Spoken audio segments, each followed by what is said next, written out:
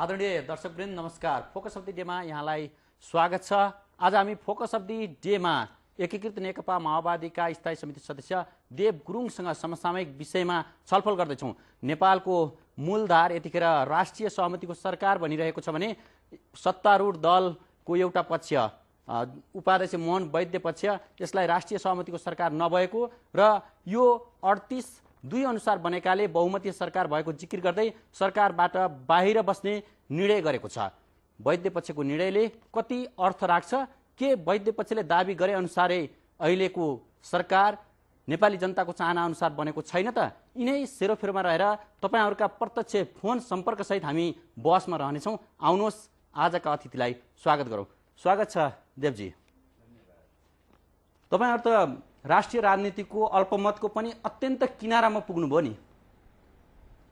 अब यो किनारामा पुगेको छ कि कहाँ पुगेको छ भन्ने कुरा हाम्रो विचार नीति ले निश्चित गर्ने कुरा हो र अहिलेको मुलुकको आवश्यकता, मुलुकको सङ्कलनकालीन अवधिको समस्यालाई सम्बोधन गर्ने विचारको कोणबाट हेर्ने कुरा हो र जनताको इच्छा आकांक्षाको साथै अहिलेको समस्यालाई सम्बोधन गर्ने भनेको मुख्यतः चाहिँ संविधान निर्माणको प्रश्नलाई केन्द्रबिन्दु बनाएर अगाडि बढ्नुपर्ने अवस्था हो।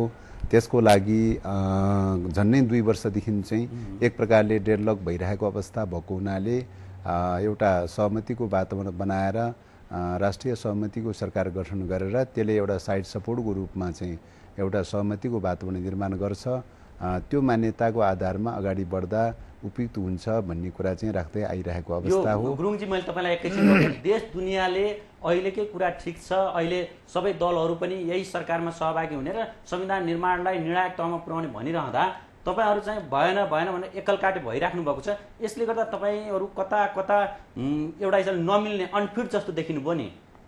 अब यो कुनै पनि अब राष्ट्रिय सहमति हुनका लागि राष्ट्रिय सहमति केलाई भन्ने कुराको परिभाषा खोज्नुपर्छ।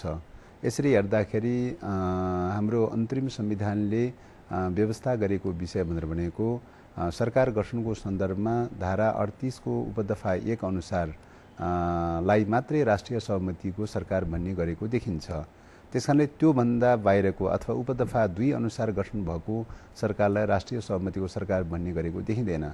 संविधानले उपदफा 2 अनुसार गठन गरेको सरकारलाई राष्ट्रिय सहमति भनेर चिन्दैन। त्यसकारणले गर्दाखेरि हामीले डेमोक्रेसीमा संवैधानिक मूल्य मान्यताहरूलाई फलो गर्नुपर्दछ र संवैधानिक मूल्य मान्यता प्रतिकूलका चाहिँ अवधारणाहरूलाई कसरी संवैधानिक भनेर भन्न मिल्दैन। त्यसकारणले गर्दाखेरि यो उपदफा 2 लाई प्रयोग गरेर उपदफा 1 को चाहिँ नारा दिनुको कुनै अर्थ र औचित्य छैन। गुरुङजी, जस्तो राजनीतिमा कहिलेकाहीँ सहमतिका कुराहरू अथवा राजनीतिक व्याख्याहरूले कतिको अर्थ राख्छन्। जस्तो अहिलेको सरकार 38-2 अनुसार गठन भए पनि यसले राजनीतिक रूपमा राष्ट्रिय सहमतिको स्वरूप ग्रहण गरेको छ। किनभने राजनीतिक रूपमा हेर्दा त सबै दलहरू यसमा गोलबद्ध भइसकेपछि एउटा कानुनको दफा अथवा संवैधानिक दफालाई छोएर मात्रै यसलाई अर्को हिसाबले व्याख्या गर्न सकिन्छ भन्ने तपाईँलाई लाग्यो, जबकि तपाईँहरू नै राजनीतिक व्याख्या बढी गर्नुहुन्छ। अब यसमा के हुन्छ भन्दाखेरि तपाईँ राजनीतिक रूपले समझदारी कायम गर्ने, राजनीतिक रूपले एउटा ढङ्गले सहमति गर्ने कुरा एउटा पाटो हो।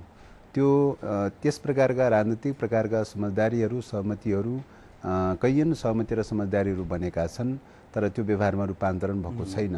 व्यवहारमा रूपान्तरण हुनका लागि संवैधानिक व्यवस्थालाई फलो गर्नुपर्दछ, विधिको व्यवस्थालाई फलो गर्नुपर्दछ। त्यसकारणले विधिको व्यवस्थालाई फलो नगरिकन चाहिँ विधिभन्दा बाहिर चाहिँ तपाईँको कुराकानी गरेर त केही अर्थ छैन। त्यसो भएको हुनाले जस्तो उदाहरणलाई भनौँ, तपाईँको राष्ट्रिय सहमतिको मान्यता अनुसार जाने संवैधानिक व्यवस्था जुन छ धारा 38(1) अनुसार, धारा 38(1) अनुसारको सिस्टम भनेको कुनै पनि तपाईँको क्याबिनेट सञ्चालनको लागि, परिचालनको लागि, नीति निर्माणको लागि सबै कुराहरूमा राजनीतिक दलहरूको बीचमा सहमतिको आधारमा निर्माण गर्ने पद्धति हुन्छ। उपदफा 2 अनुसारको सरकार भनेको के हो भन्दाखेरि यो एक प्रकारले प्रधानमन्त्रीय सिस्टम हो।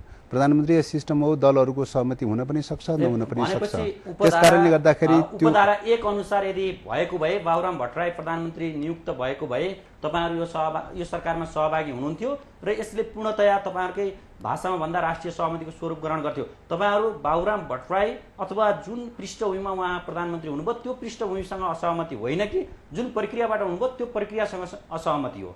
यसमा एउटा त प्रक्रियाको हिसाबले पनि, अर्को कुरा नीतिगत पाटोको बारेमा पनि हामीले कुरा उठाएका छौँ। पहिलो कुरा त नीतिगत कुराको सवालमा के हो भन्दाखेरि चाहिँ विगत कालमा यो सरकार गठन गर्ने मूल आधार चाहिँ राष्ट्रिय सहमतिको सरकार बनाउनुपर्छ भन्दा भन्दै पनि मधेसीहरूसँग जुन 4 बुँदे सम्झौता गरियो र त्यो 4 बुँदे सम्झौतालाई सरकारको नीति कार्यक्रम बनाएर जसरी अगाडि बढाइयो, त्यसकारणले त्यो 4 बुँदे सम्झौता राष्ट्रियताको हित प्रतिकूल भएको हुनाले त्यो मान्यताको आधारमा चाहिँ जान सकिँदैन भनेर भनिएको हो। त्यसकारणले 4 बुँदे सम्झौता पनि खारिज गरेको छैन यतिखेर। अर्को कुरा चाहिँ त्यसपछि अहिले 5 बुँदे सम्झौता जो गरिएको छ त्यसको एउटा आधार चाहिँ के बनाइएको छ भन्दाखेरि 7 बुँदे सहमतिलाई आधार बनाइएको छ। कार्तिक 15 गते गरेको 7 बुँदे सहमतिको एउटा महत्त्वपूर्ण बुँदा भनेर भनेको र मूल बुँदा भनेर भनेको सेना समायोजनसँग सम्बन्धित छ। त त्यो सेना समायोजनसँग सम्बन्धित बुँदा चाहिँ अन्तरिम संविधान र ब्रिया शान्ति सम्झौताको मान्यताभन्दा प्रतिकूल छ। ब्रिया शान्ति सम्झौताको दफा 4 को उपदफा 4 मा स्पष्ट शब्दमा सेना समायोजनको मान्यता उल्लेख गरेको छ र दुईटा सेनालाई आफ्नो क्याम्पमा राखिएको अवस्था छ, समायोजनको प्रिन्सिपल खडा गरिएको छ। त्यही अनुसार अन्तरिम संविधान तयार गर्दाखेरि पनि अन्तरिम संविधानको 100 धारा 46 ले पनि सेना समायोजनको मान्यता स्थापित गरिएको छ।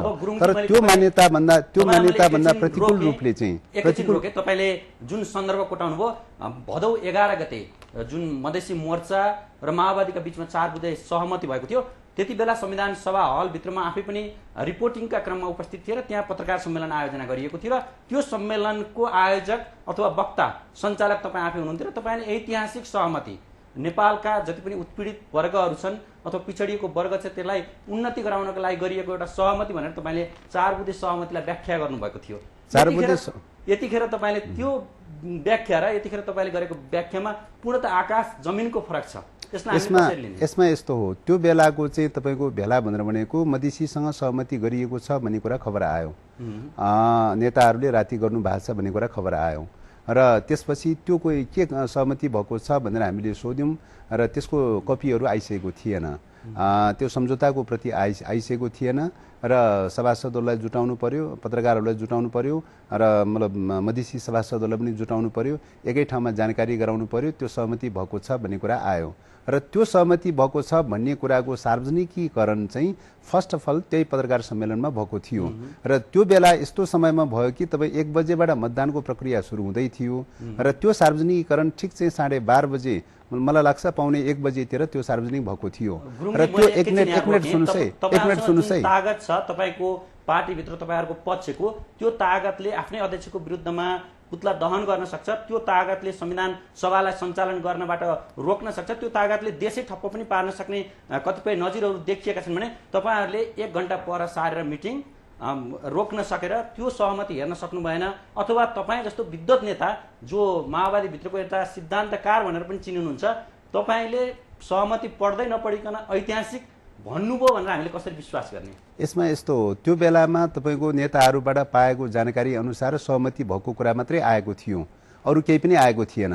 बुझ्नु भएन? त्यो पढ्न पाएको अवस्था पनि होइन, देख्न पाएको अवस्था पनि होइन र त्यस प्रकारको सहमति भएको छ भन्ने कुरा नेताहरूले जो जानकारी गराउनु भएको छ त्यस कारणले गर्दाखेरि त्यही कुरा चाहिँ उहाँले पढेर सुनाउनुहुन्छ भनेर जेपी गुप्ताले पढेर सुनाउनु भएको हो। त्यसकारण जेपी गुप्ताले पढेर सुनाइसकेपछिको अवस्थामा यो दलहरूको बीचमा भएको सहमतिको बारेमा एउटा पार्टीभित्र समीक्षाको विषय हो। हाम्रो कुनै पनि कुराहरू के हुन्छ भन्दाखेरि फर्स्ट अफ अल चाहिँ तपाईँको पार्टीभित्र समीक्षाको विषय बन्छ र त्यो समीक्षाबाट सहमत हुन सकेन भने त्यस पछाडिबाट पब्लिकली जाने कुरा या कसरी जाने भन्ने कुरा आफ्नो प्रक्रिया एउटा पद्धति हुन्छ। त्यो बेलासम्ममा चाहिँ तपाईँको चाहिँ पार्टीभित्रको सवालमा भनेर भन्नुपर्दाखेरि त्यो सार्वजनिक नभइसकेको जानकारी नभइसकेको अवस्थामा त्यो बेलामा निर्वाचनको 1 बजेबाट मतदानको प्रक्रिया सुरु हुँदै गरिरहेको अवस्थामा त्यो कुरा आएको अवस्था हो। र अर्को कुरा सहमति गर्दैमा चाहिँ त्यो सरकारको नीति कार्यक्रम चाहिँ को रूपमा एडप्ट हुन्छ कि हुँदैन भन्ने प्रश्न पनि एउटा प्रश्न थियो।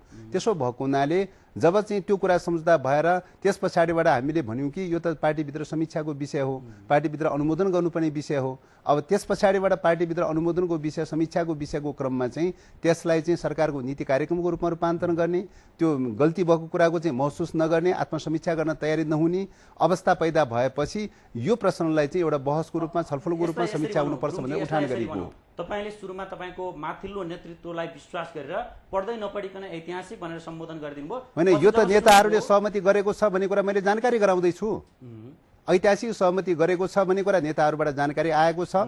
त्यो कुरा चाहिँ तपाईँको के जानकारी भएको छ भन्ने कुरा चाहिँ तत्कालीन चाहिँ के अरे सभासद चाहिँ जेपी गुप्ताले सुनाउनुहुन्छ। उहाँले सुनाउने भनेर खबर आएको थियो, हामीसँग त्यो कपी आइसकेको थिएन।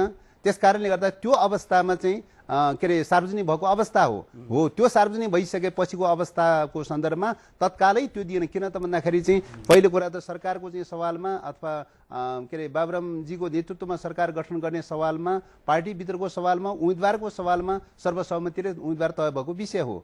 राष्ट्रिय सहमतिको सरकार बनाउने भनेर सर्वसहमतिले उम्मेदवार तय भएको विषय हो। राष्ट्रिय सहमति हुन सकेन। त्यो अवस्थामा पनि चाहिँ उम्मेदवारको बारेमा चाहिँ थप छलफल भएको थिएन।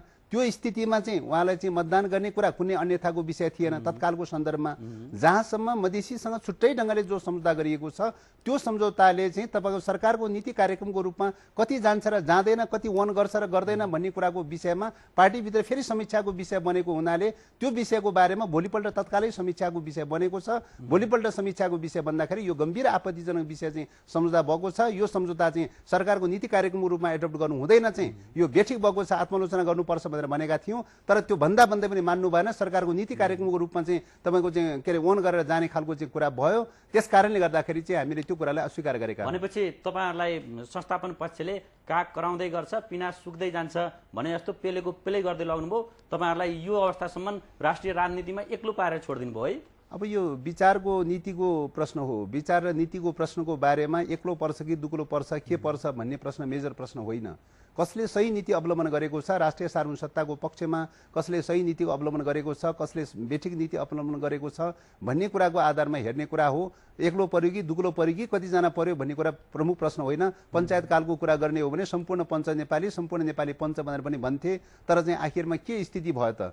बहुदल कालमा हेर्ने हो भने तपाईँको सम्पूर्ण चाहिँ तपाईँको बहुदलीय पक्षमा चाहिँ भनेर काङ्ग्रेस र एमालेको तात्कालीन रूपले ठुलै माहौल चाहिँ थियो, ठुलै चाहिँ एउटा हुइम चाहिँ थियो। त्यो अवस्थाको स्थिति कसरी अन्त भयो त चाहिँ? त्यस कारणले गर्दाखेरि यो ढङ्गले हामीले चाहिँ हेर्ने विषय के हो त भन्दाखेरि कतिखेर को रहेर रहेन भन्ने प्रश्न भन्दा पनि, संख्याको मात्राको रूपमा हेर्ने प्रश्न भन्दा पनि विचार र नीतिको आधारमा हेर्ने कुरा हो। विचार र नीतिको आधारमा नै हामीले चाहिँ हरेक कुरालाई मूल्याङ्कन गर्नुपर्दछ। कसले समर्थन गरेर कसले समर्थन गरेन। गुरुङजी तपाईले जुन विचारको कुरा गर्नुभयो त्यो विचारको बारेमा हामी एकैछिनपछि कुराकानी गरौँला। तपाईँ प्रष्ट वक्ता पनि हुनुहुन्छ, तपाईँ धेरै कुरा खरो रूपमा बोल्नु पनि हुन्छ। तपाईँले इमान्दारितापूर्वक हामीलाई र लाखौं दर्शकहरूलाई भनिदिनुहुन्छ भन्ने आशा छ। जति बेलासम्म प्रधानमन्त्री डाक्टर बाबुराम भट्टराईलाई एमाले र कांग्रेसले स्वीकार गरेको स्थिति थिएन अथवा त्यो सरकारमा जान स्वीकार गरिरहेका थिएनन्, त्यति बेला तपाईहरूले कांग्रेससँग मिलेर बाबुराम भट्टराईलाई पच्युत गर्ने प्रयास गर्नुभएको थियो कि थिएन? अब यो विषयमा चाहिँ तपाईँको पहिले शान्ति प्रक्रिया लगायतका विषयहरू, सेना समायोजन लगायतका विषयहरू जो डेडलक भइरहेको थियो, डेडलक भइरहेको अवस्थामा पार्टीभित्र पनि कुरा चलेको विषय हो, बाहिर पनि कुरा चलेको विषय हो कि पार्टीभित्र पनि एउटा सहमतिको वातावरणमा यो डेडलक जो बढ्दै गइरहेको छ, यो अवस्थामा राष्ट्रिय सहमतिको गभर्नमेन्ट बनाउन जरुरी छ। या त चाहिँ तपाईँको 4 बुँदे सम्झौतालाई खारिज गर्नु पर्यो र या त चाहिँ बाबुरामजीले रिजाइन गरेर चाहिँ राष्ट्रिय सहमतिको गभर्नमेन्ट बनाउने प्रक्रियामा मार्ग प्रशस्त गर्नु पर्यो भन्ने कुरा पार्टीभित्र पनि काफी हदसम्म चलेको विषय हो। र त्यो सवालमा अन्तिम चरणमा चाहिँ अध्यक्ष कमरेडले भन्नुभयो कि पार्टीभित्रबाट अहिले सम्भव भएन, उहाँले मान्नु भएन। त्यस कारणले गर्दाखेरि अहिले तत्काललाई चाहिँ सकिएन भन्ने कुरा भएपछि एउटा अन्डरस्ट्यान्डिङ के बन्यो त भन्दाखेरि त्यसो भने हामी सार्वजनिक रूपले एउटा क्याम्पेन गर्छौं भन्ने कुरा भएकै हो। र सार्वजनिक रूपले क्याम्पेन गर्ने क्रममा तत्कालको लागि चाहिँ तपाईँको चाहिँ निश्चित रूपले राष्ट्रिय सहमति हुन्छ भने विकल्प खोजेर जाउँ भनेर चाहिँ प्रयास गरेकै हो।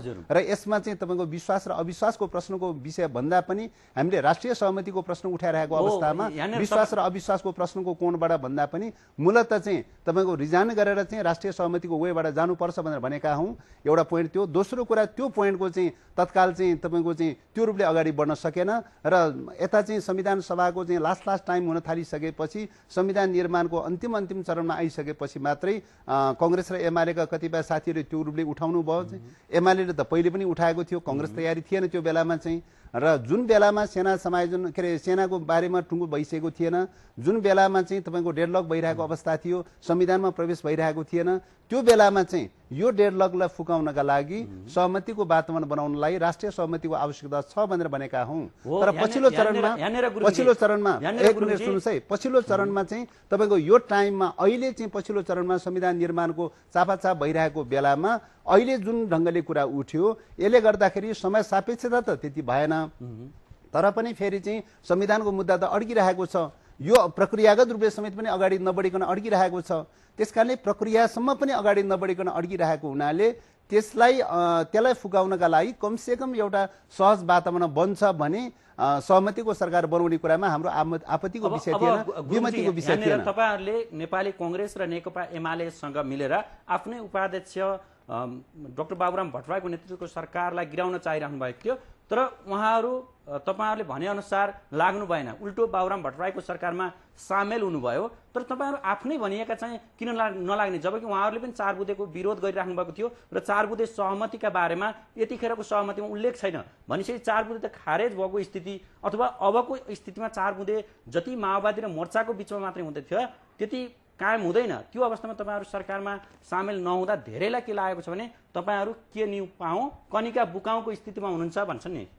अब यो त भन्नेले जे पनि भन्न सक्छ, त यथार्थता हेर्ने हो भने पहिलो कुरा 4 बुँदे सहमति पनि खारिज भएको छैन, जुन चाहिँ राष्ट्रियता प्रतिकूलका निर्णयहरू भएका छन् भनेर भनिरहेका छौँ र त्यो पनि खारिज भएको छैन। दोस्रो कुरा त्यसलाई प्यासिभ गराउनलाई खारिज गर्नलाई प्रधानमन्त्रीले राजीनामा दिनुपर्ने हो, त्यो पनि उहाँले पनि दिनुभएको छैन। त्यस कारणले गर्दाखेरि 4 बुँदे के अरे सहमति अझै पनि चाहिँ जीवन्त रूपमा छ भनेर भन्न सकिने ठाउँ छ। पहिलो कुरा त्यो। दोस्रो कुरा चाहिँ तपाईँको अहिले चाहिँ जुन 5 बुँदे सम्झौता गरिएको छ त्यसको ग्राउन्ड पनि जहाँ असहमति भएको थियो 7 बुँदे सम्झौता गर्दाखेरि त्यही असहमतिको ग्राउन्डलाई पक्रेर चाहिँ जसरी अहिले 5 बुँदे सम्झौता गरिएको छ त्यसैले त्यो पनि बेठिक पोइन्टबाट सुरु गरिएको छ। कसैलाई आइसोलेट गर्ने कोणबाट कसैलाई अलग थलग गर्ने कोणबाट यो सुरुवात गरिएको छ। तपाईले ल्याउनु भयो, मैले एकैछिन रोक्न चाहे। पुस 30 गते तपाईहरुको केन्द्रीय समितिको बैठक सम्भवतः सकिएको थियो। त्यो बैठकले के भनेको थियो भने जति सहमति भए ती सहमतिलाई विरोधका बावजुद पनि कार्यान्वयनमा लग्न दिने र आगामी दिनमा चाहिँ अलि सोचेर गर्ने भन्ने अथवा छलफलबाट गर्ने एकरूपतामा ल्याएर गर्ने भन्ने सहमति केन्द्रीय समितिको बैठकले गरेको थियो। भनेपछि 7 बुँदेको कुरा त उहिले सिद्धिसक्यो हो नि। यो 7 बुँदेको कुराको बारेमा भविष्यमा समीक्षा गर्ने भनेर राखिएको थियो। पार्टी भित्रको कुरा गर्ने हो भने समीक्षाको विषय बनाएको थियो। 4 बुँदेको सवालमा पनि चाहिँ समीक्षाको विषय बनाएको थियो, 7 बुँदेको सवालमा पनि समीक्षाको विषय बनाएको थियो। त्यो समीक्षा गरेर टुङ्गै नभइकन चाहिँ फेरि पनि 7 बुँदेको आधारमा जाने भन्ने कुरा चाहिँ त बेठिक हो नि त। त्यो कुरा त चाहिँ समीक्षाको विषय भनेर आफैले थन्काउने अनि आफैले चाहिँ अहिले नीति कार्यक्रमको बेस बनाएर चाहिँ लाने कुरा त बेठिक हुन्छ नि त। त्यो त भनेपछि तपाईहरुलाई एकपछि अर्को धोकाधडी भएको छ। हामीले अलिकति हेर्यौं भने नि राष्ट्रिय राजनीतिमा संस्थापन पक्षले जे भन्छ त्यसको विरोध तपाईहरुले गर्नै पर्ने, जस्तो कांग्रेस एमाले सहितको सरकार बनाऊ भनेर तपाईहरुले भनिराख्नु भएको थियो, त्यो संस्थापन पक्षले गरिदियो, तपाईहरुले विरोध गर्नुभयो। प्रत्यक्ष निर्वाचित राष्ट्रपति प्रणालीको कुरा संस्थापन पक्षले अलि जोडले उठाउँदा तपाईहरुले आफ्नै एजेन्डाबाट फर्केर प्रधानमन्त्री सिस्टम र कतिपय अवस्थामा त संसदीय व्यवस्थाको सबैभन्दा प्रखर व्याख्या त तपाईहरु नै बन्ने स्थिति बन्यो। भनेपछि यो कता कता नीति र कार्यक्रम भन्दा पनि एउटा तुसको मनस्थिति तपाईहरु संस्थापन र तपाईहरुका बीचमा देखिन्छ नि। अब यो पछिल्लो चरणमा तपाईँ शासकीय स्वरूपको बारेमा जुन ढङ्गले इन्टरप्रिटेसन गर्नुभयो त्यो तपाईँले नितान्त अलग थलग ढङ्गले गर्नुभयो। विषयको एउटा छेउटुप्पो पनि नपक्रिकन सुरु गर्नुभयो। बहस कहाँबाट सुरु भएको छ भन्ने कुराको चाहिँ सायद अन्तर्यबाट नगइकन सतै रूपले उठाउनु भयो। बहसको विषय भनेर भनेको अहिलेको सिस्टम भनेर भनेको वेस्ट मिनिस्ट्रियल सिस्टम हो। प्रधानमन्त्रीय सिस्टम भने पनि राष्ट्रपतीय सिस्टम भने पनि एकल नेतृत्वको सिस्टम हो, एक व्यक्तित्वको सिस्टम हो। अहिलेको चाहिँ नयाँ सिस्टम भनेर भनेको तपाईको कलेक्टिभ लिडरसिपको सिस्टममा जानुपर्ने हो। त्यसैले कलेक्टिभ लिडरसिपको सिस्टममा जानुपर्ने भएको हुनाले सहमतीय राष्ट्रपति सम्बन्धी प्रस्ताव राखेका छौँ।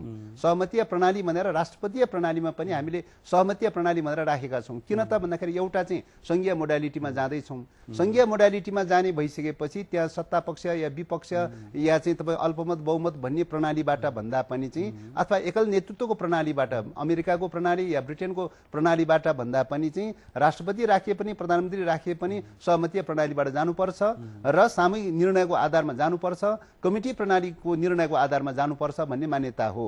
अहिलेको चाहिँ तपाईँ अमेरिकाको प्रणाली भनेर भने पनि ब्रिटेनको प्रणाली भनेर भने पनि एकल नेतृत्वको प्रणाली हो। राष्ट्रपति चयन गरे पनि प्रधानमन्त्री चयन गरे पनि तपाईको चाहिँ उसले क्याबिनेटलाई हायर एन्ड फायर गर्छ।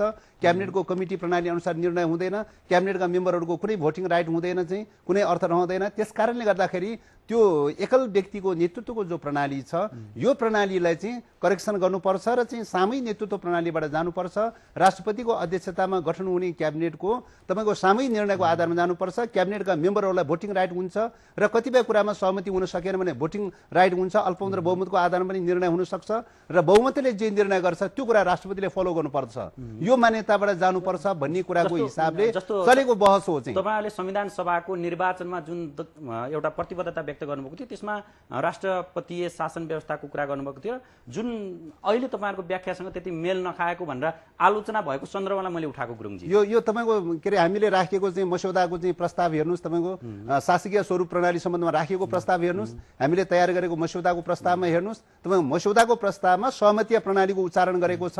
तपाईको राष्ट्रपति एकल व्यक्तिको नेतृत्वको प्रश्नको कुरा गरिरहेका छैनौँ हामीले। चाहिँ एकल व्यक्तिको नेतृत्वको प्रश्न नउठिरहेको बेलामा कांग्रेस एमाले लगायतका कतिपयले एकल व्यक्तिको नेतृत्वको प्रश्नबाट बहस सुरु गरेको हुनाले एकल व्यक्तिको नेतृत्व होइन है, राष्ट्रपति बनाए पनि प्रधानमन्त्री बनाए पनि पदको नाम जे राखे पनि त्यो एकल व्यक्तिको नेतृत्वको प्रणाली होइन, सामूहिक सहमतिको प्रणालीबाट जानुपर्छ। र कतिपय कुराहरूमा कथम कथाची सहमति हुन सकेन भने मात्रै भोटिङ प्रक्रियाबाट जानुपर्छ। भोटिङ प्रक्रियाबाट जाँदाखेरि मेजोरिटीले जे डिसिजन गर्छ त्यो कुरा राष्ट्रपतिले फलो गर्नुपर्छ, मेजोरिटीले जे डिसिजन गर्छ त्यो कुरा प्रधानमन्त्रीले फलो गर्नुपर्दछ। प्रधानमन्त्री र क्याबिनेटको मत बाजिन सक्छ, मेजोरिटी र माइनोरिटी पर्दाखेरि बाजिन सक्छ, कहिलेकाहीँ चाहिँ बाजियो भने पनि राष्ट्रपति र प्रधानमन्त्रीले त्यही मतलाई त्यही चाहिँ बहुमतले गरेको निर्णयलाई फलो गर्नुपर्छ। यदि बहुमतले गरेको निर्णयलाई फलो गर्न सकेन भने क्याबिनेटका मेम्बरहरूले तपाईँको सदनमा जान सक्छ, रिकलको व्यवस्था पनि गर्न सक्छ। त्यस कारणले गर्दाखेरि यो कमिटी प्रणालीबाट जानुपर्छ, सामूहिक नेतृत्व प्रणालीबाट जानुपर्दछ, व्यवस्थापिकाप्रति चाहिँ जनप्रतिनिधि सभाप्रति उत्तरदायी बनाउनु पर्दछ भन्ने मान्यता त हामीले प्रस्ताव गरेको विषय हो नि। हुन्छ, यो अर्को प्रसङ्गमा हामी पुग्यौँ कुराकानीका क्रममा। म तपाईँलाई एकैछिन अब आगामी केही दिनतर्फ एउटा हिसाबले भन्दा लग्न चाहे। अब कांग्रेसको नेतृत्वमा राष्ट्रिय सहमतिको सरकार बन्ने निश्चित प्राय बनेको छ। जेठ 14 भन्दा अगाडि नै सहमतिको सरकार बन्ने कुरा उठेको छ। त्यो सरकारमा तपाईहरु सहभागी हुनुहुन्छ कि हुनुहुन्न? अब पहिलो कुरा त अब यस ढङ्गले हचुवा तालले हाइपोथेटिकल ढङ्गले सहभागिताको प्रश्नको बारेमा चर्चा गर्नुको कुनै अर्थ र औचित्य छैन। पहिलो कुरा त तपाईको राष्ट्रिय सहमतिको सरकार बन्छ कि बन्दैन यही पनि प्रश्नवाचक चिन्हको रूपमा छ। तपाईको बाबुरामजीको नेतृत्वको सरकारमा कांग्रेस अथवा अरू पार्टीहरू सहमति भएर अथवा सहभागी भएर यही के अरे 38 उपदफा 2 अनुसारको प्रक्रियामा गयो भने हैन, त्यो प्रक्रियामा गयो भने त्यसले रिजाइनेसन गर्नुपर्ने बाध्यकारी व्यवस्था कहाँ छ? कहीँ पनि छैन। चाहिँ त्यसकारणले त्यसले रिजाइनेसन नगरिकन राष्ट्रिय सहमतिको सरकार बन्न सक्दैन। रिजाइनेसन गर्छ भन्ने कुराको ग्यारेन्टी कहाँ छ? त्यसकारणले गर्दा एक मिनट पर्नुहोस् है। पहिलो कुरा त्यो निश्चित छैन। दोस्रो कुरा त्यहाँ चाहिँ उल्लेख गरिएको छ तपाईको यो के अरे संविधानका मूलभूत विषयहरूमा सहमति गरिसकेपछि भनेर भनेको छ। अब संविधानका मूलभूत विषयहरूमा सहमति गरिसकेपछि भन्ने कुरा कहिलेसम्म सहमति गरिसक्ने हो? हैन, सहमति भएन भने सरकार त निरन्तरतामा जाने कुरा आयो त चाहिँ हैन। एउटा त्यो त्यस कारणले गर्दाखेरि यो कहिले चाहिँ रिजाइनेसन हुन्छ, कहिले राष्ट्रिय सहमतिको बन्छ भन्ने कुराको कुनै किटानी छैन, कुनै चाहिँ विधिमा चाहिँ तपाईँको रूपान्तरित भएको छैन यो विषय। पहिलो कुरा त्यो। दोस्रो कुरा, मान्नुहोस् उहाँले रिजाइनेसन गर्नुभयो, राष्ट्रिय सहमतिको सरकार बन्ने भयो र एकछिनलाई चाहिँ राष्ट्रिय सहमतिको सरकार बन्ने भयो भने त्यो बेलाको नीति र कार्यक्रमको आधारमा हुने कुरा हो।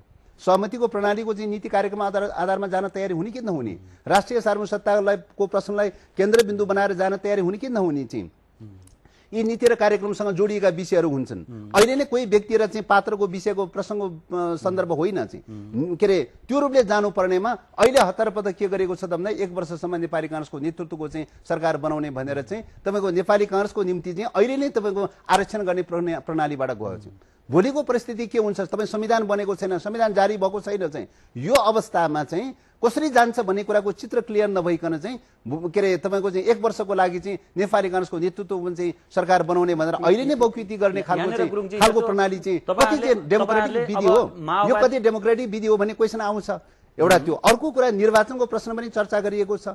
निर्वाचनको बारेमा पनि संविधान जारी भइसकेपछि निर्वाचनमा जानका लागि संविधान सभामा रहेका दलहरूको बीचमा आम रूपमा सहमति कायम गरेर चाहिँ निर्वाचनको चाहिँ प्रसङ्ग र सन्दर्भलाई उठाउनु पर्ने हो चाहिँ। अब त्यो प्रसङ्ग र सन्दर्भ कहिले हो चाहिँ। अब अहिले चाहिँ तपाईँ हतारपत निर्वाचनको कुरा गरेका छ, निर्वाचनको लागि सरकार चाहिँ नेपाली काङ्ग्रेसको नेतृत्व बनाउने भनेर भनेको छ। यस्ता खालका प्रोभिजनहरू जो चाहिँ उठान गरेका छन्, नितान्त हाइपोथेटिकल खालको कुराहरू र तपाईँको चाहिँ अनडेमोक्रेटिक ढङ्गले विषयहरू उठान गरिएको छ। त्यसो भएको हुनाले चाहिँ त्यो बेलाको परिस्थिति के हुन्छ त्यसमा निर्भर रहने विषय हो। अहिले नै तपाईँको चाहिँ यो हुन्छ र त्यो हुन्छ भनेर चाहिँ यस्ता विषयहरूमा नीति र कार्यक्रम नहेरिकन किटानी गर्ने, हाइपोथेटिकल रूपले किटानी गर्ने विषय होइन। त्यसो हो भने अब एउटा हिसाबले दलहरूले जेठ 14 भित्र जुनसुकै प्रक्रिया अपनाएर भए पनि संविधान जारी गर्ने सहमति गरिसकेका छन् र उनीहरूसँग पर्याप्त मात्रामा 2/3 बहुमत पनि छ। यस्तो अवस्थामा तपाईँहरूको भूमिका, तपाईँहरूको विचार समूहबाट कसरी अगाडि बढाउनुहुन्छ? होइन, त्यो त संविधानको विषयमा त हामीले संविधानको विषयमा पार्टीले विगत कालमा सर्वसहमतिले जे प्रस्तावहरू राखेका चाहिँ छन् ती प्रस्तावहरूलाई पारित गराउनुपर्छ, सहमति जुटाउनुपर्छ भनेर प्रयास गर्ने हो। अब कुनै प्रस्तावहरूको बारेमा रिभ्यू गर्नुपर्ने स्थिति आयो भने मिटिङ बसेर रिभ्यू गर्नुपर्दछ। अन्यथा जे प्रस्तावहरू विगत कालमा सर्वसहमतिले गएको छ तिनै प्रस्तावहरूलाई तपाईँको अगाडि बढाउने प्रयास गर्नुपर्छ, तिनै प्रस्तावहरूमा सहमति जुटाउने प्रयास गर्नुपर्दछ। हामी त्यही प्रक्रियामा चाहिँ जारी रहन्छौँ। अब यति बेला धेरै मानिसहरूलाई लागेको के छ भने वैद्य पक्ष पनि सहभागी भइदिएको भए विगतको बिर्सेर यही राष्ट्रिय सहमतिको सरकार निस्किन्थ्यो भन्ने धेरैलाई लागेको अवस्था छ। यसको जवाफ म एकैछिनको ब्रेकपछि लिन्छु, एकैछिन प्रतीक्षा गरिदिउँ है। आदरणीय दर्शकवृन्द, हामी फोकस अफ द डेमा छौँ र आजको फोकस अफ द डेको बसाइमा एकीकृत नेकपा माओवादीका स्थायी समिति सदस्य देव गुरुङसँग चर्को बहसमा छौँ। उहाँहरू पक्षसँग थुप्रै प्रश्नहरू पनि तेर्सिएका छन् र केही आशाहरू पनि छन्। तिनै आशा र आशंकाका बीचमा कुराकानी गर्दैछौँ। एकैछिनको ब्रेकपछि आउनेछौँ।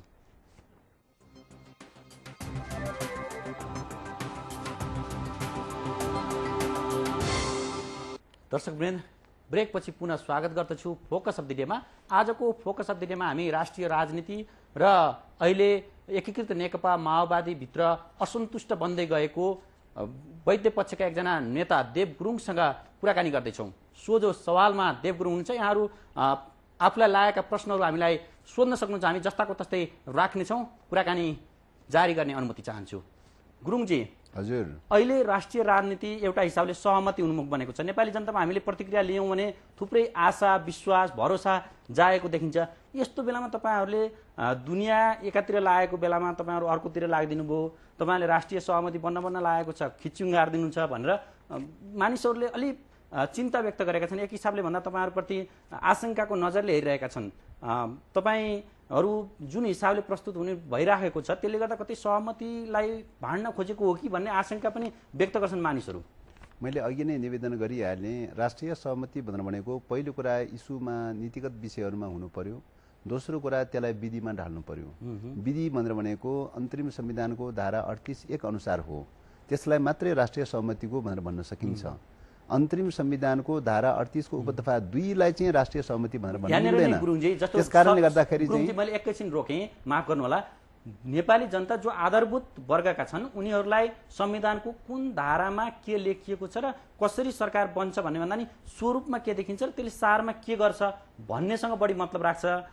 उनीहरूले चाहेको चाहिँ एउटा हिसाबले भन्दा सहमतिको सरकार र सहमति सहितको संविधान हो, त्यतातिर जुनसुकै बाटोले जाँदा पनि उपयुक्त हुँदैन र? अब राष्ट्रिय सहमति भनेको राष्ट्रिय सार्वभौम सत्तालाई केन्द्रबिन्दु बनाएर गर्ने सहमति हो। पहिलो कुरा, राष्ट्रिय सार्वभौम सत्ताको प्रश्नको बारेमा मैले अघि नै निवेदन गरिसकेँ। 4 बुँदे सम्झौता राष्ट्रिय सार्वभौम सत्ताको प्रतिकूलतामा रहेको छ, पहिलो कुरा त्यो।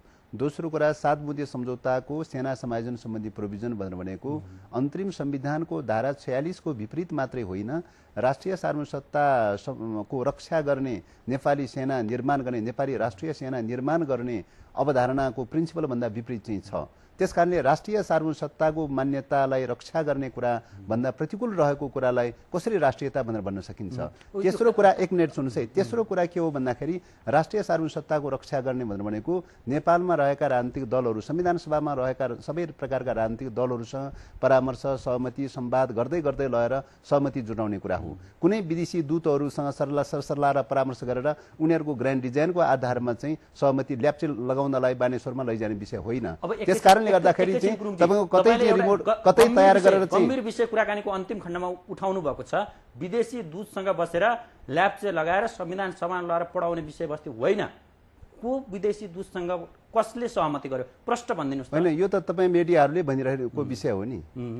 कुन दूतावासको को राजदूतको चाहिँ के अरे नेतृत्वमा चाहिँ तपाईँको उहाँका कर्मचारीहरूलाई समेत राखेर चाहिँ सरसल्लाह गरेर सहमति जुटाएर अनि त्यहाँबाट बानेश्वरमा लगेर ड्राफ्ट गरेर पास गरेको छ भन्ने कुरा त दुनियाँ मिडियाले प्रकाशन गरिरहेको छ। दुनियाँ मिडियाको कुराकानी गर्दा नि गुरुङजी, तपाईँहरूले पूर्व राजा ज्ञानेन्द्र शाहसँग साँठगाँठ गर्न खोजेको भनेर कभर स्टोरी आइराखेको छ, त्यसलाई हामीले विश्वास गर्ने कि नगर्ने? अब त्यो तथ्यले पुष्टि गर्न सक्नु पर्यो नि।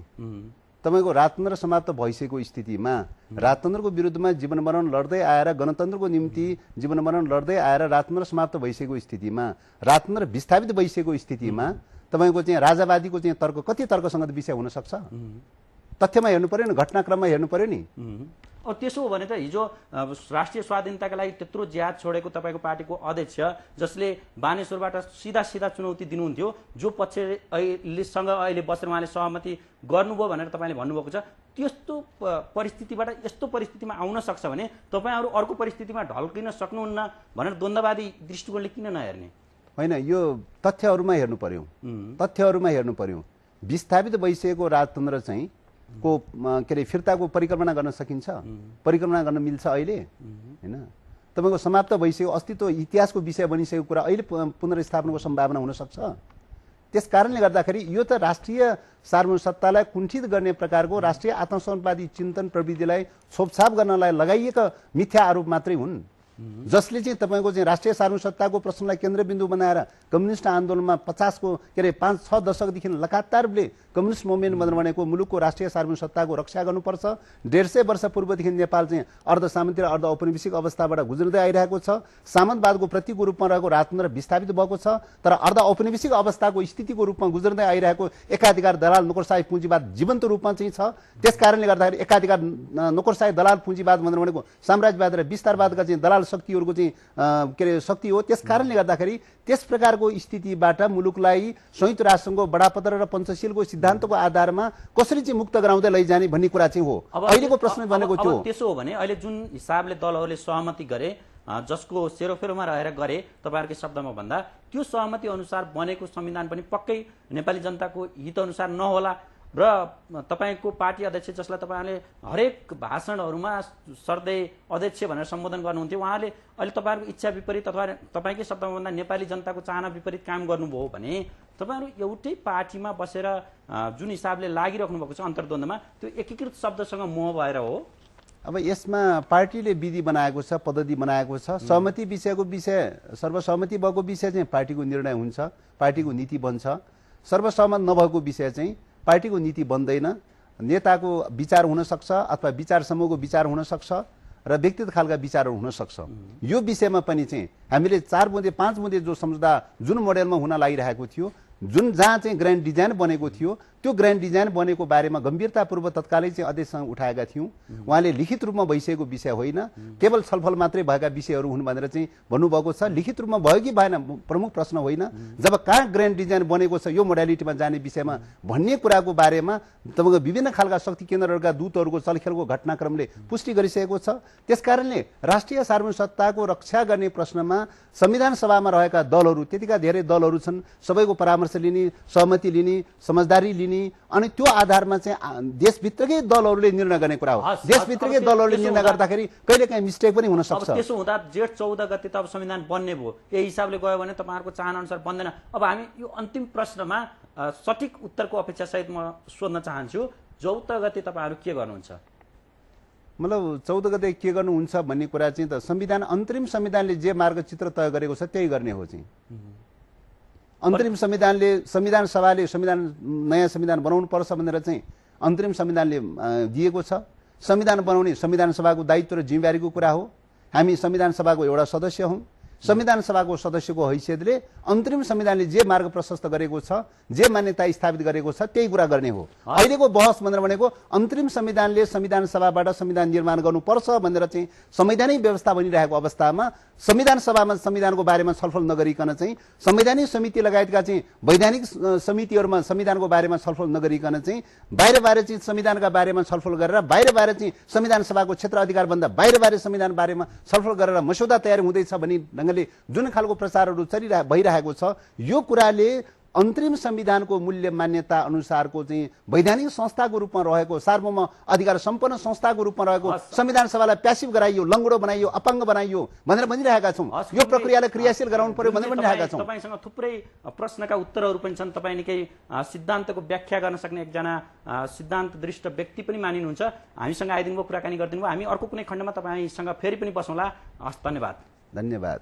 आदरणीय दर्शकवृन्द, हामी फोकस अफ द डेमा थियौँ। एकीकृत नेकपा माओवादीका स्थायी समिति सदस्य देव गुरुङसँग बहसमा थियौँ। आजको फोकस अफ द डेको पहिलो खण्ड यहीँ सकिन्छ। अर्को खण्ड लिएर केही बेरको विश्रामपछि पुनः उपस्थित हुनेछु। अहिलेलाई भने बिदा पाऊँ।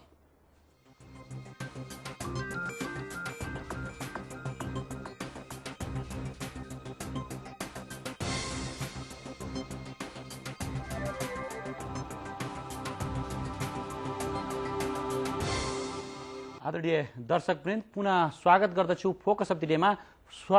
फोकस अफ द डेको दोस्रो खण्डमा हामी यतिखेर छौँ र दुईजना सभासद हामीसँग हुनुहुन्छ। नेकपा एमालेका युवा सभासद एमलाल कणेल र त्यसै गरी नेपाली कङ्ग्रेसका सभासद जीवन प्रेम श्रेष्ठ। यहाँहरूसँग संवाद गर्ने अनुमति चाहन्छु। म यहाँहरूलाई स्वागत छ। धन्यवाद। धन्यवाद। एमलालजी, तपाईँबाट प्रश्नको सुरुवात गरौँ। अहिले जुन 5 बुँदे सहमति दलहरूका बीचमा भएको छ, यो सहमतिलाई कसरी लिनुहुन्छ? राजनीतिक पार्टीहरूका बीचमा पछिल्लो समय जुन 5 बुँदे सहमति भएको छ, त्योभन्दा 2-3 दिन अगाडि जुन विवादित एउटा अवस्था थियो, जुन पार्टीहरूका बीचमा अन्तरसङ्घर्ष र टकरावको एउटा स्थिति सृजना हुने हो कि भन्ने जुन सम्भावना थियो, अवस्था थियो, त्यसको तुलना गर्दा शान्ति र संविधान निर्माण गर्नका निम्ति यो 5 बुँदे सहमति, यद्यपि त्यसका कतिपय पार्टीको तर्फबाट हेर्दा कतिपय प्राविधिक त्रुटिहरू, कठिनाइहरू, नमिलेका कुराहरू, विसङ्गतिपूर्ण कुराहरू देखिएको भए तापनि संविधान निर्माणका निम्ति सहमतिको वातावरण निर्माण गर्नका निम्ति त्यो सम्झौतालाई सकारात्मक ढङ्गले लिनुपर्छ भन्ने मलाई लाग्छ। तर तपाईँले जुन हिसाबले व्याख्या गर्नुभयो, कतिपय त्रुटिहरू अथवा कतिपय आशंकाहरू रहँदै पनि यो सहमतिलाई राम्रो रूपमा लिनुपर्छ, तर एमाले त लिएन नि त। बहुमत सदस्यले यसको चर्को आलोचना गरेका छन्। एमाले खुट्टा कमायो। विगतदेखि जुन 2 किसिमको धार देखिन्थ्यो एमालेमा, अथवा यो गर्ने कि त्यो गर्ने भन्ने जुन ढुलमुले प्रवृत्ति देखिन्थ्यो, त्यो अहिले पनि देखियो भने व्यापक आलोचना, टीका टिप्पणी फेसबुकहरूमा तपाईँहरूकै पार्टीभित्र पनि भएको छ। तपाईँले भनेको कुरा चाहिँ नेकपा एमालेको केन्द्रीय कमिटीको बैठक अस्ति र आज चलिरहेको एउटा अवस्था छ। त्यसमा व्यक्त गरेका विचार जुन सार्वजनिक मिडियाबाट प्रचारित गरेको एउटा अवस्था छ, त्यसका आधारबाट तपाईँले गर्नुभएको अनुमानलाई म गलत ठान्न सक्ने अवस्था रहँदैन।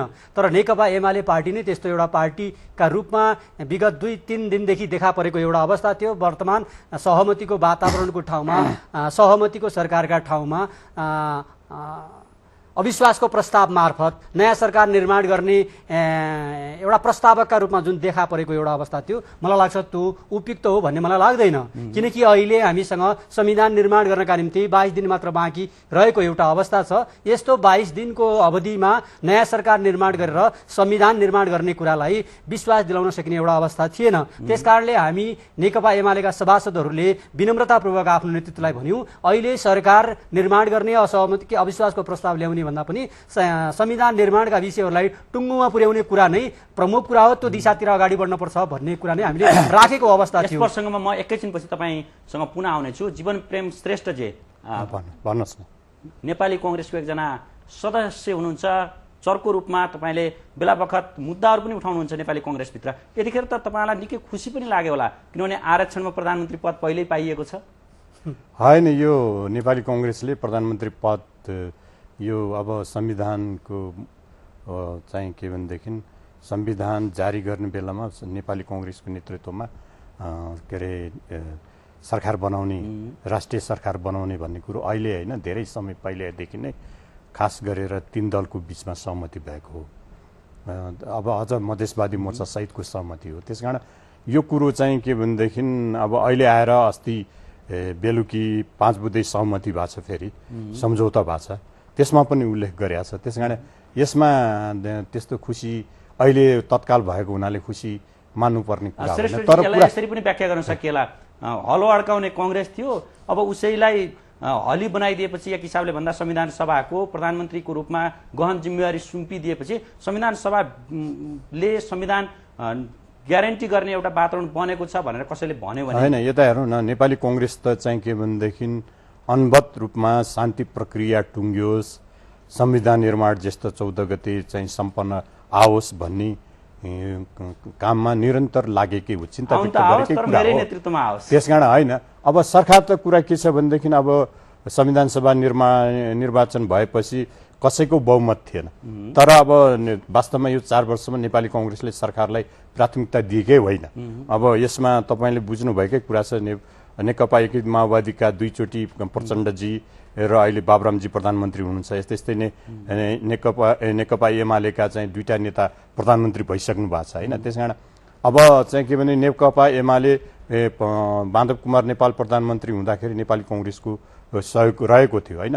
तर कुरा के छ भनेदेखि त्यतिखेर अब हामी सरकारमा पनि थियौँ र पछि पनि हामी हुन सक्थ्यौँ, तर हाम्रो प्राथमिकता चाहिँ के, नेपाली कङ्ग्रेसको प्राथमिकता चाहिँ के भनेदेखि एउटा प्रजातान्त्रिक पार्टी भएको हुनाले देशमा संविधान रहित नहोस्, संविधान सभाले संविधान चाँडो के अरे संविधान बनाओस् र शान्ति प्रक्रिया चाँडै टुङ्गियोस्, त्यो चिन्तामा नेपाली कङ्ग्रेस लागेको हुनाले विगतमा चाहिँ हामीले सरकारलाई प्राथमिकता नदिएको हो। तर अहिले पनि प्राथमिकतामा छैन। तर कुरा के छ भने जीवनजी, म तपाईँसँग एकैछिनपछि आउँछु।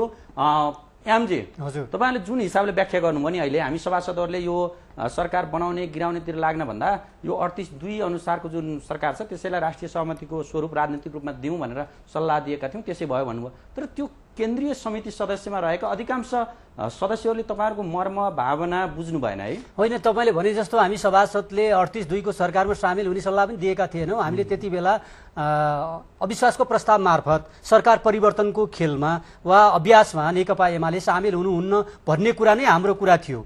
त्यो त शीर्षस्थ नेतृत्वको बीचमा सहमति भइसकेपछि हामीले जानकारी भएको एउटा विषय हो।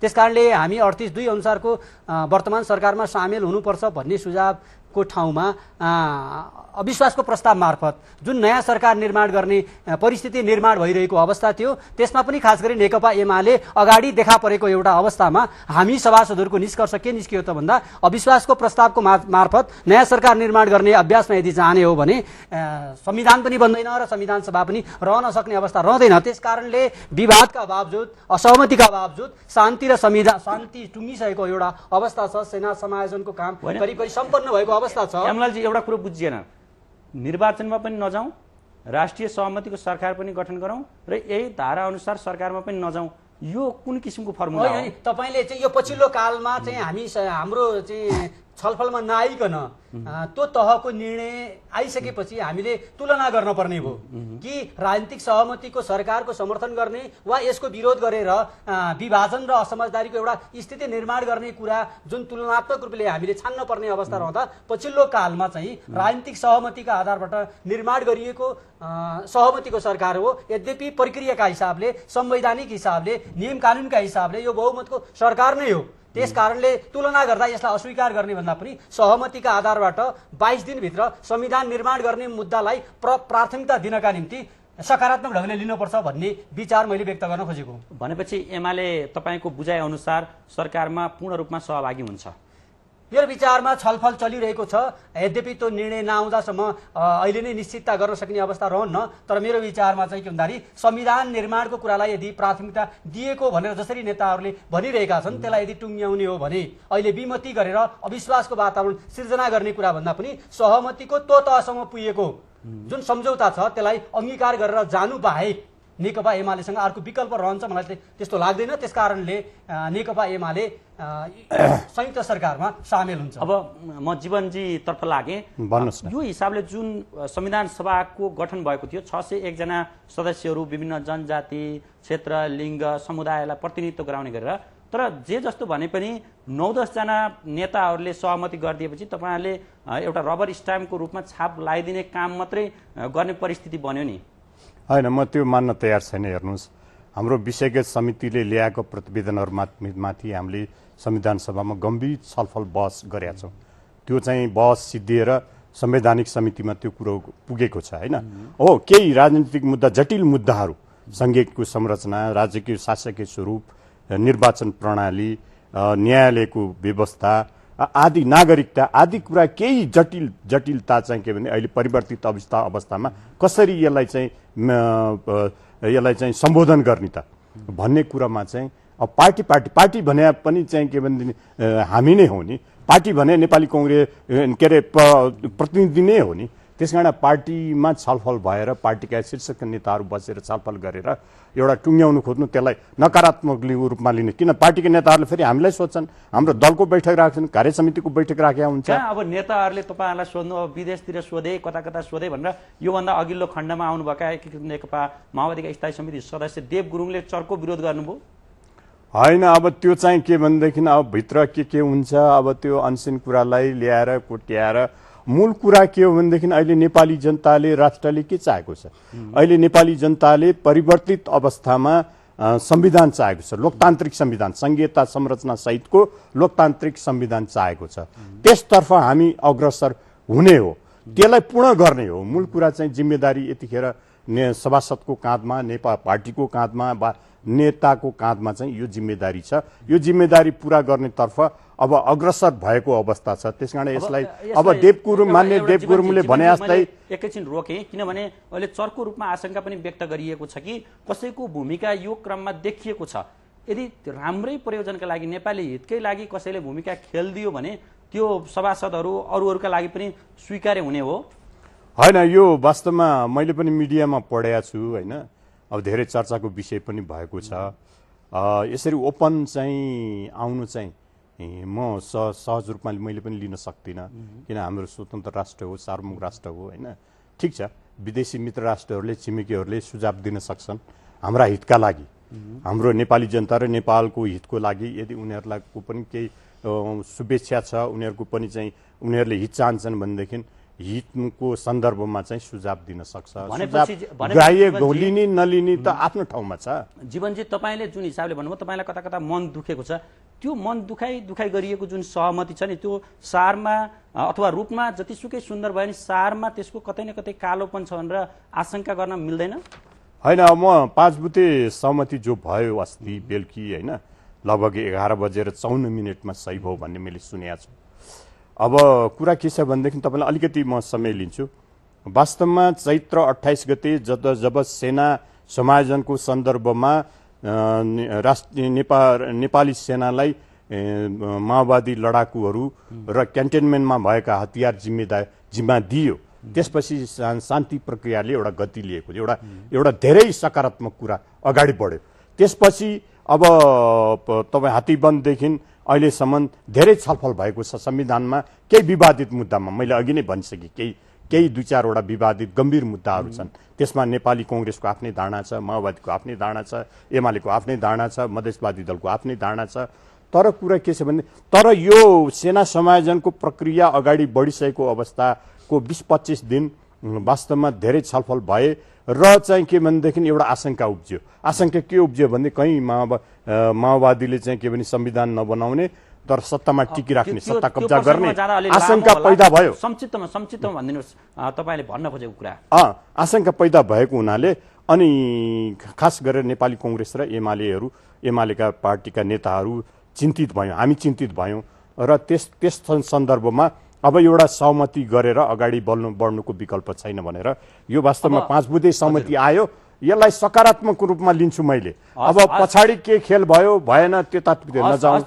अब म यमलालजीसँग जान चाहे। उहाँले एउटा हिसाबले सभासदहरूको नेतृत्व गर्नुभएको थियो दबाब दिनका लागि समयमा संविधान भनेपछि जसो तसो संविधान आउने भयो, बडो खुसी लागिरह्यो होला है? होइन, तपाईँले भने जस्तै आजै पनि खुसी हुनुपर्ने अवस्था छ जस्तो मलाई लाग्दैन। 22 दिन बाँकी छ। संविधानका विवादित विषयसँग अहिले पनि विवादित अवस्था हो, अझै पनि निर्णय गरेको एउटा अवस्था छैन। राजनीतिक पार्टीहरूले प्याकेजमा सहमति गर्ने भनेका थिए, तर सरकारमा सहमति गरे, संविधानमा त विमतिकै अवस्था छ। त्यसकारणले अहिले नै खुसी हुनुपर्ने बनिहाल्छ भनेर ढुक्क हुनुपर्ने अवस्था छैन। संविधान निर्माणका निम्ति आफ्ना ठाउँबाट खबरदारी गर्नुपर्ने, दबाब सिर्जना गर्नुपर्ने काम त बाँकी नै रहेको एउटा अवस्था छ। यहाँनिर मानिसहरूले के प्रश्न गर्थे भने दलहरूलाई, यिनीहरू कुर्सीका भोगी छन्, यिनीहरूलाई कुर्सी भएपछि धेरै कुरा यिनीहरू भुल्छन् भन्दै अहिले नेपाली कङ्ग्रेस, नेकपा एमाले जुन हिसाबले सरकारमा गए गन्तव्य निश्चित नगरिकन शासकीय स्वरूप के हुने, त्यसपछि निर्वाचन प्रणाली के हुने अथवा सङ्घीय स्वरूप के हुने भन्ने विषयमा छलफल अथवा एउटा किसिमको सहमति नगरिकन सरकारमा गए। यसले गर्दा झन् बढी विवाद आउने अथवा सरकार केन्द्रित मनस्थिति दलहरूमा देखियो भनेर जुन हिसाबले आरोप लाग्ने गर्थ्यो यसलाई पुष्टि गरिदियो है? तपाईँले भनेको कुरा साँचो। विगतमा पनि संविधान सभामा सत्ता केन्द्रित भयो हुनाले संविधानका विषयहरू ओझेल परे। यद्यपि त्यति बेला हामीसँग समय थियो, बनिहाल्छ भन्ने विश्वास गऱ्यौँ। तर पछिल्लो कालमा हामीसँग समय अन्तिम हुँदाखेरि पनि मलाई लाग्छ संविधान प्रमुख बन्न सक्ने अवस्था रहेन। अहिले पनि सत्ता केन्द्रित र सत्ता प्रमुख बनेको कुरालाई ढाँट्न सकिँदैन, त्यसलाई तथ्यले स्वीकार गरेको अवस्थामा त्यसलाई सहमत गर्नुपर्ने अवस्था रहन्छ।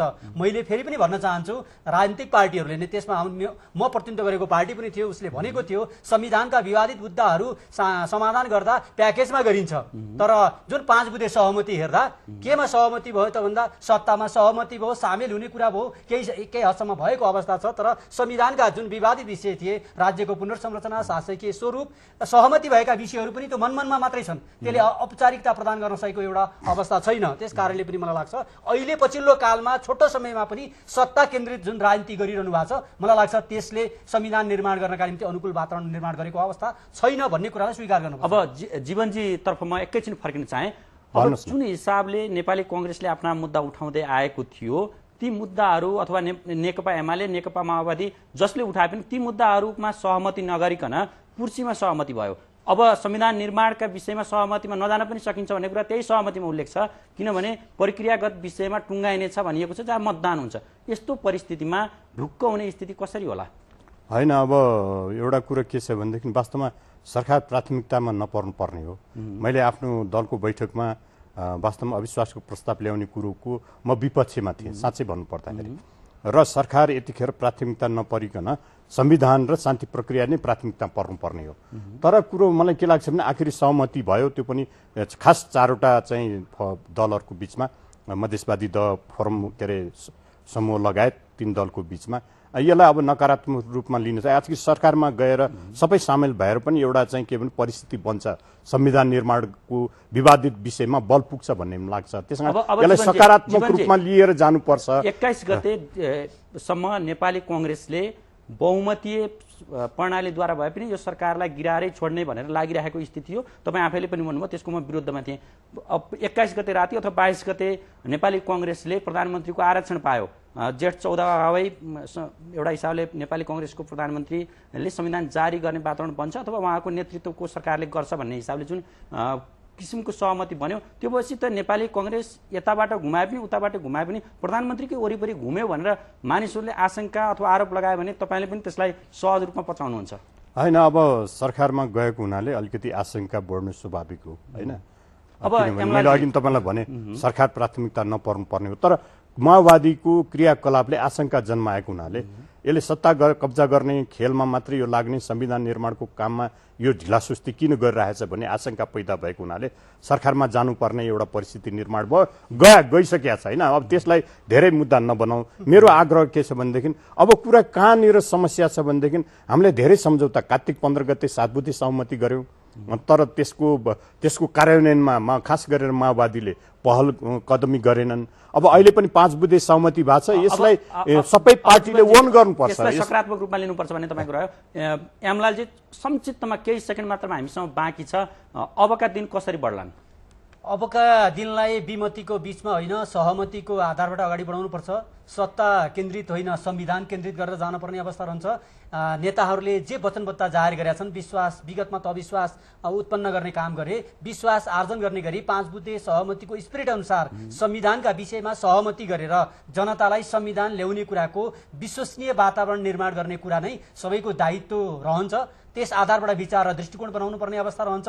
यसमा साना मसिना कुराका आधारबाट मत भिन्नता जाहेर गर्ने, चाहे त्यो पार्टीभित्र होस्, चाहे पार्टी बाहिर होस्, चाहे दुई पार्टीका बीचमा होस्, मत भिन्नता बढाउने भन्दा पनि सहमति गरेर जनतालाई जेठ 14 गते भित्रै संविधान दिनु बाहेक हामीसँग अर्को विकल्प छैन, त्यो वातावरण सुनिश्चित गर्ने काममा लाग्नुपर्ने हुन्छ। हस्, हामीसँग संक्षिप्त वार्ता भयो, यसका लागि धेरै धेरै धन्यवाद। तपाईँहरूलाई आइदिनुभयो, हामीसँग कुराकानी गरिदिनु भयो, धन्यवाद। अब 1 मिनेट पनि छैन अहिले अब होइन, मैले त अन्तिममा निष्कर्ष दिन सकिनँ नि। अब मेरो के होइन, म 1 मिनेटमा के सक्छु भनेदेखि वास्तवमा अब हामीसित समय छैन। अब समय मात्रै होइन, अब हामी सहमति गरेर यी केही मुद्दाहरूलाई चाहिँ सहमतिबाटै चाहिँ के भनेदेखि लचिलो भएर जुङ्गाको लडाईँ नलडिकन नेताहरूले खास गरेर 3-4वटा पार्टीका नेताहरू गम्भीर छलफल गरेर 1-2 दिनभित्रै समाधान खोजिनुपर्छ र संविधान निर्माणको प्रक्रियाको सुनिश्चितता मात्र होइन, संविधान 14 गते अगाडि हामी चाहिँ के भनेदेखि नेपाली जनतालाई दिन्छौँ भन्ने सुनिश्चितता गराउन, विश्वास दिलाउन जरुरी छ भन्ने मलाई लाग्छ। धन्यवाद। आदरणीय दर्शकवृन्द, हामी फोकस अफ द डेमा थियौँ र आजको फोकस अफ द डेमा अघिल्लो खण्डमा एकीकृत नेकपा माओवादीका स्थायी समिति सदस्य देव गुरुङसँग गऱ्यौँ र दोस्रो खण्डमा नेपाली कांग्रेस र नेकपा एमालेका सभासदसँग कुराकानी गऱ्यौँ। आजको बसाइ यहीँ सकिन्छ, बिदा पाऊँ, नमस्ते।